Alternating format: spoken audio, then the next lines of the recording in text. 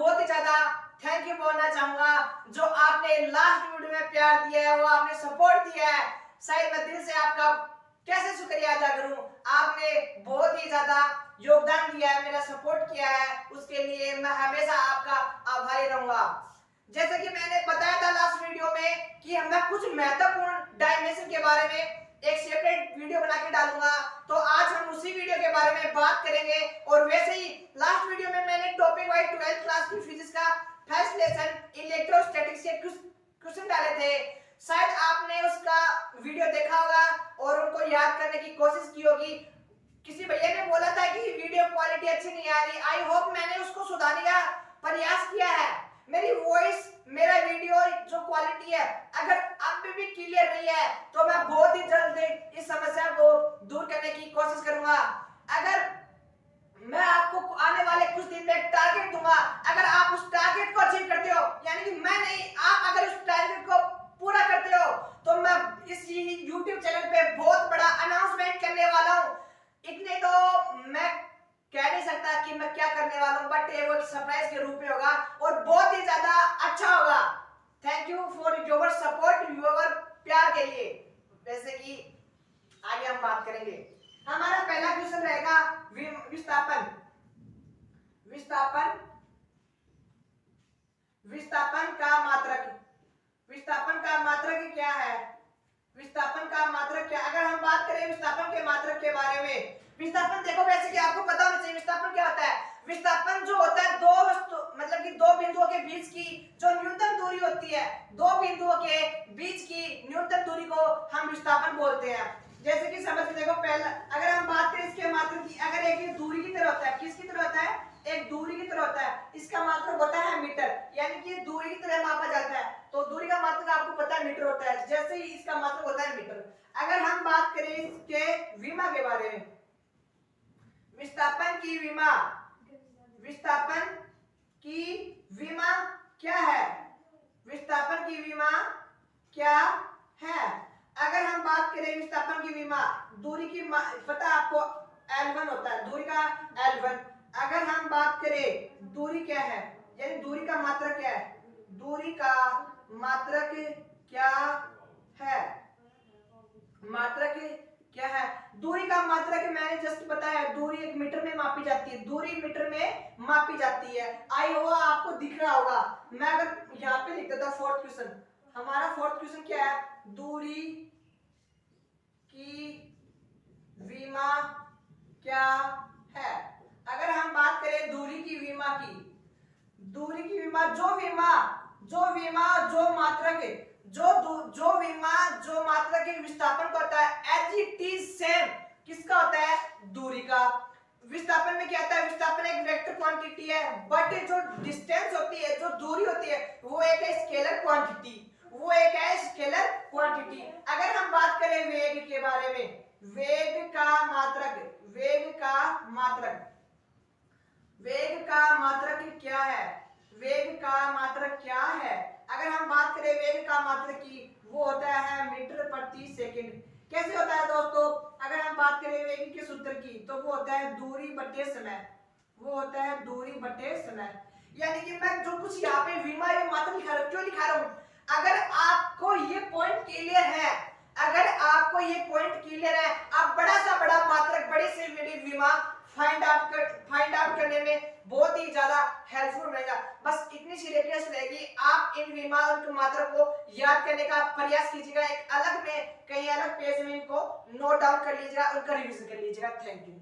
चलो देखो, हम अगर बात करें इसकी विमा के बारे में, वेग की विमा, वेग की विमा क्या है?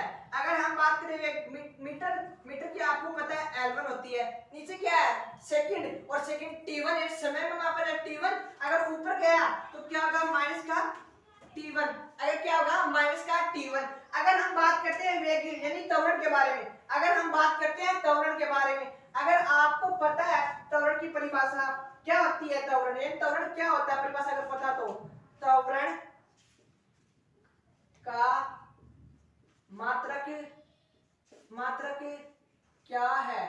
अगर हम बात करें त्वरण यानी एक्सेलरेशन के बारे में, तो होती है कि v अपॉन में t, यानी कि समय यानी वेग में परिवर्तन की दर, वेग में परिवर्तन की दर क्या कहलाती है, यानी त्वरण कहलाता है। अगर आपको पता है वेग का मात्रक होता है मीटर प्रति सेकंड और नीचे क्या दिया हुआ है समय, और समय का होता है सेकंड। अगर हम इसे आगे सोल्व करते हैं तो होगा मीटर सेकंड स्क्वायर। यहां तक समझ में आया। अगर हम बात करते हैं इसकी विमा के बारे में, त्वरण की विमा, त्वरण की विमा क्या है, त्वरण की विमा। अगर मीटर की विमा आपको पता है यानी L1 होती है, नीचे क्या है t स्क्वायर, अगर ऊपर गया तो माइनस का t1, यानी समय की विमा t1 यानी कि स्क्वायर लगा जब t2 और ऊपर t2 गया तो माइनस का हो गया। समझ में आया? आई होप आपको 8वां क्वेश्चन समझ में आ गया।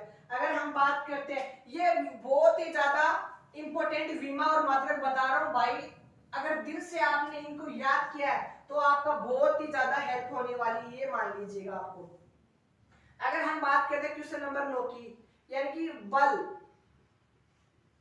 बल का मात्रक, बल का मात्रक क्या है। अगर बल के बारे में, बल का सूत्र आपको पता है F बराबर m होता है।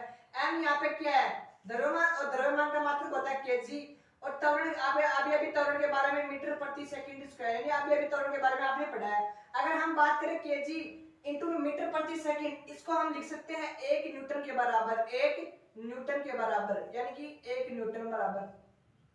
अगर हम बात करें इसकी विमा यानी kg की विमा m की पावर 1, और त्वरण की विमा आपने पढ़ी है l की पावर 1 और t की पावर माइनस का 2। अब बात करते हैं क्वेश्चन नंबर 11, समझ में है? सॉरी, हम क्वेश्चन नंबर 10 इसको लगाते हैं बल की विमा। अगर हम बात करें क्वेश्चन नंबर 11 के बारे में, कार्य का मात्रक, कार्य का मात्रक क्या है। अगर आपको कार्य का फॉर्मूला पता है, कार्य का फॉर्मूला क्या होता है, W बराबर F गुणा में S, यानी कि किसी वस्तु पर यानी किसी पिंड पर लगाया गया जो बल है और उसके द्वारा विस्थापन है, यानी किसी वस्तु पर बल लगाने पे वस्तु विस्थापित होती है, जो दोनों का गुणा होता है, डॉट प्रोडक्ट होता है, वही कार्य होता है। तो अगर हम बात करें कार्य की, कार्य का बराबर F इंटू एस, और बल का मात्रक होता है न्यूटन, और जो विस्थापन है यानी S है इसका होगा मीटर, आपने पढ़ा है, या तो आपने पढ़ लिया। अगर हम बात करते हैं, यहाँ पे लिखता हूं कार्य की विमा, कार्य की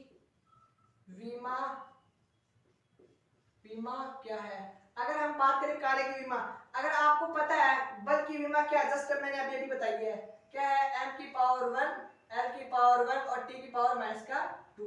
अगर हम बात करें इनटू में मीटर की, और मीटर यानी L1, अगर हम सोल्व करें यहीं पे से, यानी m की पावर 1, एक l ये रहा और एक l, यानी l की पावर 2 और t, यानी भाई मेरे ये विमा यानी कि बल की, कार्य की और वेग की और त्वरण, ये 4 विमा तो आपको याद होनी चाहिए, बाकी चाहिए हो चाहे मत हो। आई होप आपने उतार लिया होगा। चलो आगे चलते हैं क्वेश्चन नंबर 13 में। क्वेश्चन नंबर हमारा 13 क्या है, देखो क्वेश्चन नंबर 13 हमारा है शक्ति। क्या है, शक्ति का मात्रक क्या है। अगर हम बात करें शक्ति क्या होती है, यानी P बराबर W अपॉन में T, यानी कि जो कार्य करने की दर होती है, देखो एक तो होता है कार्य क्या होता है, कार्य होती है मतलब सॉरी एक होती है ऊर्जा क्या होती है, कार्य करने की जो क्षमता होती है हम तो उसे बोलते हैं ऊर्जा यानी एनर्जी। अगर हम बात करें पावर की, जो पावर की रेट ऑफ वर्क यानी कार्य करने की जो दर होती है वो होती है पावर। समझ में आया? अगर आपने पावर यानी बल का अभी पता है, यानी कि इसका मात्रा पढ़ा है, तो ये तो होता है जूल या फिर होता है न्यूटन इंटू में मीटर, न्यूटन इंटू मीटर को ही बोलते हैं हम जूल। समझ में आया? आई होप समझ में आया। जूल प्रति सेकंड, जूल प्रति। अगर हम बात करें शक्ति की विमा, शक्ति की विमा क्या है।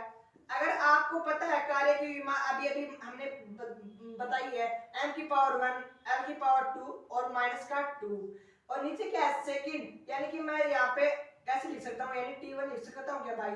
देखो अब अगर इसको आगे सोल्व करेंगे तो क्या होगा, m की पावर 1 और l की पावर 2, 2 माइनस का ऊपर है और नीचे एक है, अगर ऊपर गया तो माइनस का 3 हो गया, t की पावर माइनस का 3। आई होप यहाँ से समझ में आया होगा। मैं इसको मिटा रहा हूं, अगर आपने नोट कर लिया तो वीडियो को रोककर आप उसको नोट भी कर सकते हैं।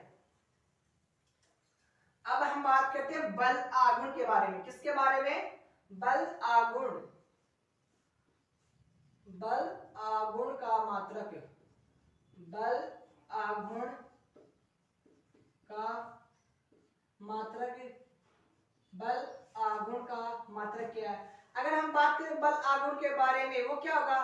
किसी वस्तु पे लगाया गया बल और जो लंबवत दूरी होती है ना, लंबवत दूरी, जो लंबवत दूरी होती है, तो देखो अगर हम बात करें इसके मात्रक की, बल का होता है न्यूटन और दूरी का होता है मीटर, यानी कि वो कार्य, इसका मात्रक किसके बराबर हो गया? एक तरह कार्य के बराबर हो गया। इसका मात्रक किसके बराबर हो गया? कार्य के समान। मैं यहाँ पे लिख देता हूँ, कार्य के समान।